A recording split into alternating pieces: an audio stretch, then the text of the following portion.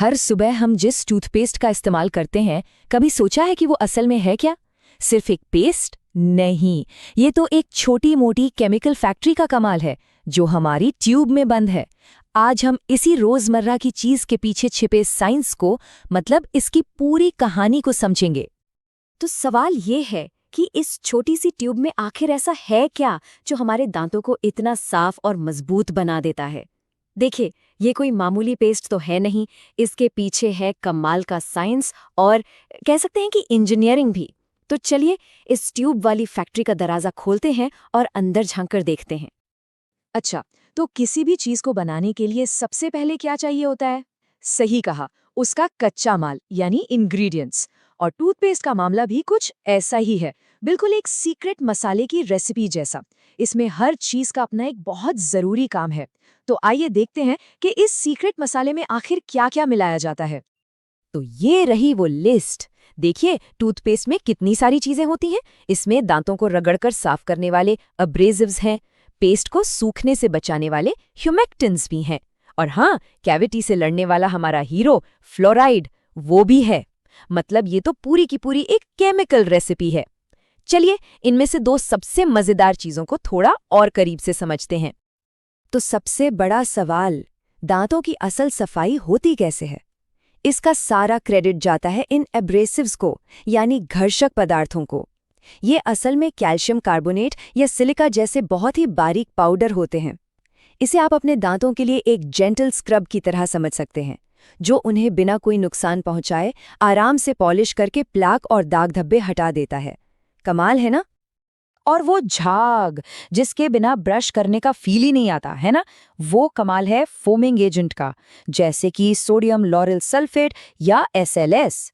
और हाँ, ये झाग सिर्फ मजे के लिए नहीं है, ये असल में पेस्ट को मुंह के कोने कोने तक पहुंचाता है और गंदगी को कह सकते हैं कि पकड़कर बाहर निकालता है। तो ठीक है, हमने सारे सीक्रेट मसाले तो जान लिए। अब बारी है असली एक्शन देखने की।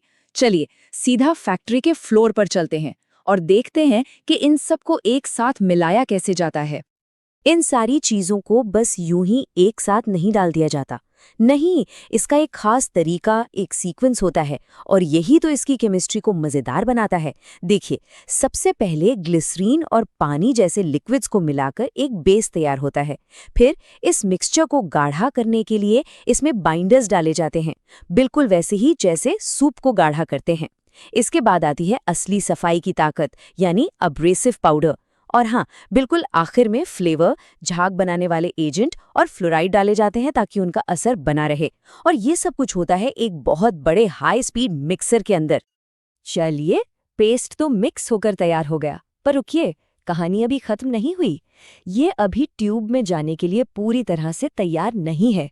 एक बहुत जरूरी और कह सकते हैं कि छुपा हुआ स्टेप अभी बाकी है, जो इसके टेक्सचर को एकदम परफेक्ट बनाता है। इस प्रोसेस को कहते हैं डी-एयरिंग।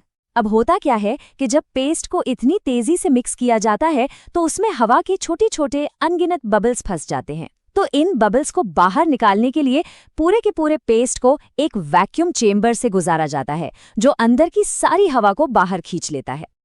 पर सवाल ये है कि इन छोटी छोटे हवा के बुलबुलों से आखिर दिक्कत क्या है? भाई, ये स्टेप असल में बहुत जरूरी है। दो कारण हैं।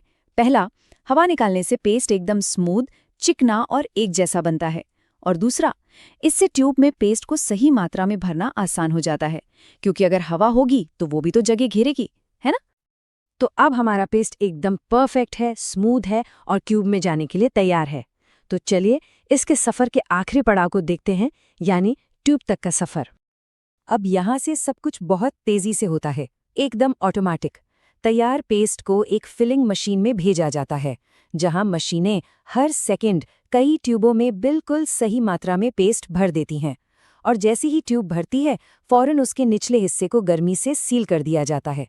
और हाँ, उसी वक्त उस पर बैच नंबर जैसी ज़रूरी जानकारी भी प्रिंट हो जाती है, ताकि हर एक ट्यूब का हिसाब रखा जा सके।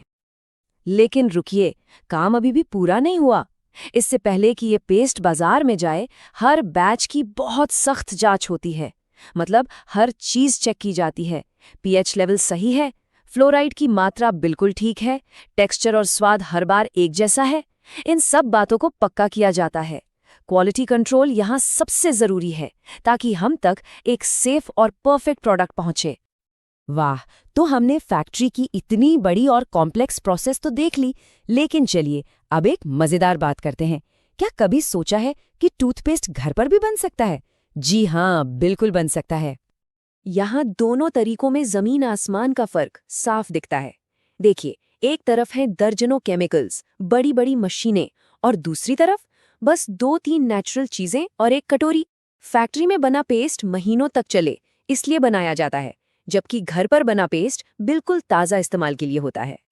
इसे एक मज़ेदार साइंस प्रोजेक्ट की तरह समझ सकते हैं।